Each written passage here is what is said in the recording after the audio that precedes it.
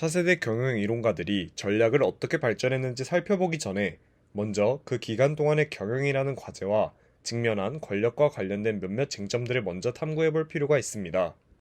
먼저 제2차 세계대전 이후 자본가와 노동자 사이 간극이 줄어들었으며 미국 산업 발전이 진행되며 노동 불안이 생기는 시점에 미국의 대기업들이 취했던 형식인 기업의 대규모화, 연합 혹은 단합에 대해 알아봐야 합니다. 20세기가 되자 자본주의는 마르크스가 기대했던 것과 다르게 흘러갔고 자본가들은 호황과 불황이 반복되는 자본주의의 체제의 휘발성을 극복할 여러 가지 방안을 찾아냈습니다.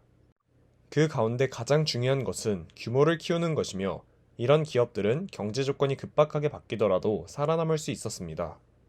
기업들이 이렇게 규모를 키우려고 노력하는 과정에서 점점 더 많은 경영자층의 도움을 받았고 이런 변화의 과정은 마르크스가 혁명을 어떻게 준비할 것인지 그리고 파리코민을 도대체 어떻게 이해할 것인지를 놓고 바쿠닌과 논쟁을 하던 그 시기에 시작되었습니다.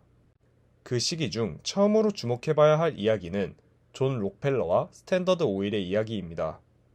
1865년 오하이오의 클리블랜드에 살던 야심찬 26세 청년 록펠러는 그 도시에서 가장 큰 정유회사를 샀습니다.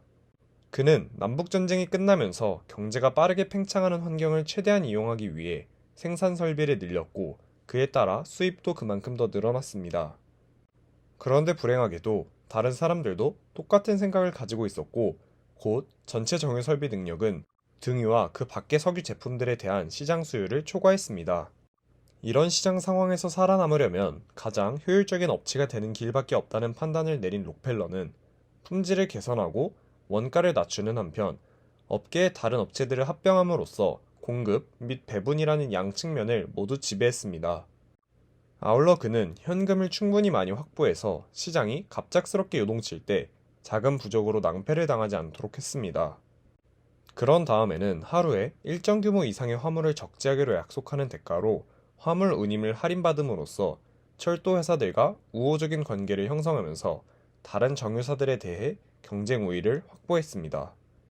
록펠러는 정유 산업에서 시장 진입을 쉽게 허용할 경우에는 업계가 금방 포화 상태에 다다르며 이 혼돈의 상태가 만성적으로 지속되어 시장은 불안정해질 수밖에 없다고 확신했기에 시장의 변덕스러운 규율에 맞추기보다는 차라리 시장을 지배하고 통제하는 쪽을 선택했습니다.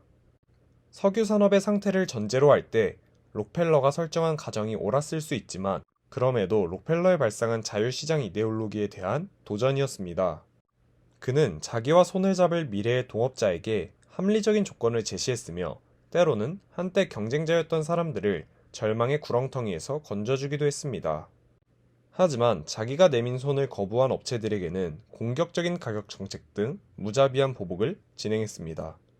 1870년에 스탠더드 오일을 처음 설립했을 때 이 회사의 미국 정유 시장 점유율은 10%대였지만 1870년대 말에는 이 수치가 90%에 육박했습니다. 독립정유사들은 스탠더드 오일의 전횡을 억제할 법률적인 장치를 마련해달라고 정부에 요구했고 이로 인해 독점에 가까운 시장 지배를 추구하고 또 유지하기 위해서 그들이 동원했던 온갖 방법들이 공개되었습니다. 1882년 록펠러는 그 비밀들에 다시 장막을 들이울 방법을 찾아냈는데 이는 재정 상태를 관리할 수 없었던 기업들에게서 법률적 장치를 활용하는 것이었습니다.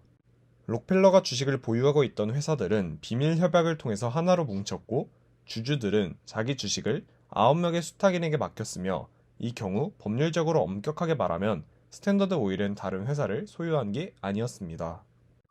이렇게 스탠더드 오일은 사실상 독점 기업이 되었지만 실질적인 석유 생산이 안 된다는 커다란 취약성이 존재했고 특히 석유가 다 떨어진 경우에는 이는 엄청난 위험이 될 수 있었습니다. 그러나 1880년대 말에 새로운 유전들이 미국 전역에서 발견되었고 록펠러는 추가 통합의 기회가 존재한다는 것을 알았으며 공급 업체들에 대한 의존도를 줄이고 정력적으로 합병 작업을 시작했습니다. 생산자이자 소비자였기에 스탠더드 오일은 가격을 마음대로 정할 수 있었고 경쟁을 실질적으로 완전히 철폐하지 않고서도 미국의 석유 산업을 실질적으로 지배했습니다. 그런데 1890년에 셔먼 반독점법이 만들어지면서 연방정부는 그룹을 조사하고 규제할 권한을 가지게 되었습니다. 록펠러는 법정 안에서는 최고의 변호사들을 선임해서 싸웠고 법정 바깥에서는 반독점법을 무력화할 정교한 장치들을 개발했습니다. 하지만 록펠러의 무소불위는 영원하지 않았습니다. 기자이던 아이다 타벨이 스탠더드 오일의 불공정한 경영 수법들을 폭로하면서 대대적인 공분을 불러일으켰으며 시어더어 루즈벨트 대통령은 반독점이라는 대의를 중시했고 법률적인 장치를 통해서 정부가 기업의 힘을 통제할 수 있어야 한다고 주장했습니다. 이로 인해 스탠더드 오일은 34개의 법인으로 해체되었습니다. 그러나 록펠러는 성공 신화를 일구어가는 신생기업들의 주식을 가지고 있었으며 미국에서 경제학과 경영학을 연구하는 방식 자체에도 영향을 주었고 그의 후계자들은 계속해서 기업계와 정치계에 중요한 영향력을 행사하였기에 록펠러의 이야기는 결코 비극이 아닙니다. 록펠러는 시장 시스템을 전체적으로 조망했으며 개별적인 기업이 차지하고 있던 위치의 전략적 가치를 평가하였다는 점에서 그가 위대한 전략가였음을 의심할 여지가 없습니다. 그러나 그가 거둔 전략적 성공은 부당한 방법을 동원하고 퇴행적인 목적을 추구한 결과였으므로 큰 뜻을 품은 기업가를 위한 롤 모델로 그를 꼽을 수는 없습니다. 록펠러와 달리 헨리 포드는 적어도 한동안은 모범적이며 전향적인 기업가로 인식되었습니다. 자동차 산업에 대한 포드의 전망은 젊은 시절 미시간에 있던 아버지의 농장에서 기계류를 만지작거리면서 형성되고 발전했습니다. 당시에는 자동차는 값비싼 장난감뿐이었기에 사고 파는 대중적인 시장이 없었으며 자동차 제작업체의 관점에서 보자면 주문 제작 방식으로 얼마든지 비싸게 팔 수 있었으므로 공장식 대량 생산이 굳이 필요하지도 않았습니다. 그러나 포드는 당시에는 아직 존재하지 않았던 대중적인 수요 그리고 대량 생산을 전제로 하는 대중시장에 대비해서 소비자들이 부담 없이 살 수 있는 자동차를 개발할 방법을 꿰뚫어 보았습니다. 또한 그는 카르텔과도 맞서서 싸워야 했는데 이런 점에 있어 그는 록펠러와 반대 위치에 섰습니다. 포드 자동차는 강력한 독점체인 골리앗에 혼자 힘으로 맞서는 산업계의 다윗이었습니다. 포드는 고품질의 소재로 제작되지만 작동이 간편한 국민차라는 개념을 제시했으며 장차 모델 T로 유명하게 될 디자인에 매달렸고 그런 다음 이 모델을 대규모로 생산하는 데 초점을 맞췄습니다. 또한 그는 만일 평범한 사람들이 고객으로 대접받을 때 어떤 일이 일어날 것인지 그리고 그들의 점점 커지는 열망을 어떻게 충족할 것인지 당시의 다른 업체보다도 잘 이해했습니다. 당시 그의 주변에는 포드가 미래를 대표한다는 사실을 깨닫지 못했기 때문에 1923년 최고 전성기에 다다르기까지 경쟁자가 없었습니다.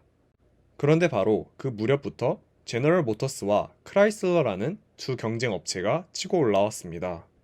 경쟁자들은 다양한 라인업의 모델들을 내세우고 신용 및 할부를 포함하는 새로운 대금 결제 방식을 도입했지만 포드는 부채가 쌓일 것을 두려워해 이와 같은 방식을 꺼렸습니다. 1933년에는 대공황도 겹쳐 포드 자동차는 경쟁자에 미치지도 못하는 수준의 판매량을 기록했습니다. 게다가 루즈벨트 정부가 들어서고 노동조합에 대한 인식이 변화하자 오래전부터 노동조합에 적대적이었던 포드는 노동조합을 쫓아내기 위해서 물리력을 동원하였지만 결국 이후에 항복했습니다. 포드는 위대한 혁신가이긴 했지만 동시에 끔찍할 정도로 무능한 전략가이기도 했습니다. 그는 야심찬 경영 전략자가 참조해야 할 또 하나의 변변찮은 모델 신세로 전락해 있었습니다. 경영 전략자가 참조할 괜찮은 전략가로 꼽을 수 있는 사람은 36년 동안 제너럴 모터스를 이끌었던 천재 알프레드 솔론입니다. 그가 대표직을 맡았을 때는 자동차 산업이 슬럼프를 맞고 있을 때였기에 그는 처음부터 회사의 구조 및 제품 라인업 전환에 착수했으며 방식은 당시 미국 경제계에서 폭넓게 적용되던 방식을 그대로 따랐습니다. 슬론의 지위는 세 가지 핵심적인 측면에서 포드의 지위와 달랐는데 첫째, 가장 뚜렷한 차이점으로는 포드는 선두를 달리고 있었지만 슬론은 그렇지 않았다는 점. 둘째, 슬론은 제너럴 모터스라는 커다란 우산 아래에 모여있는 회사들이 생산하는 다양한 모델의 자동차를 팔고 있었고 포드는 국민차 딱 한 종류만 팔고 있었다는 점. 셋째, 포드는 자기 마음대로 의사결정을 내릴 수 있었고 또 그렇게 했지만 슬론은 의사결정을 내릴 때마다 최대 주주인 뒤풍 가문의 의사를 고려해야 했습니다. 더 나아가 슬론은 자동차 산업뿐만 아니라 현대적인 기업의 틀을 근본적으로 새로 짜게 될 서로 관련이 있는 두 개의 발상을 내놓았습니다. 하나는 중앙에서 지도와 지침을 여전히 제공하면서도 제너럴 모터스의 복잡한 구조에서 최상의 결과를 이끌어내는 것과 관련된 제안이었으며, 다른 하나는 전체 기업의 발전과 통제를 위해서 중앙 집권적인 기능이 필수적인 것으로 작동하도록 한다 라는 제안이었습니다. 슬론은 이 두 제안이 빚어내는 모순이 문제의 핵심이라고 보았으며, 하나는 중앙으로부터 끊임없이 간섭을 받지 않고서 이를 해나가는 능력이었고, 다른 하나는 명확한 재정적 정책적 지침들 안에서 이를 해나가는 능력이었습니다. 또한 전략과 관련된 핵심적인 질문은 포드 자동차에 어떻게 대응할 것인가 하는 문제였습니다. 그는 이 어려운 문제를 해결할 방법으로 가장 낮은 가격대에서부터 가장 높은 가격대까지 모든 자동차를 생산해야 하고, 가격 단계들 사이에 간극이 이점을 누릴 수 있도록 조정해야 하며, 이와 같은 일의 중복이 발생하지 않도록 해야 한다고 생각했습니다. 포드의 대응 방안으로는 쉐보레가 손익분기점에 도달하지 못하도록 저지해야 했지만, 이는 쉽지 않았습니다. 이러한 경쟁 구도는 제2차 세계대전이 치러지는 동안 지속되었으며, 이때 제너럴 모터스 내부의 구조적인 문제들을 처리하면서 보여주었던 관점이나 태도 혹은 방식이 만능은 아니었습니다.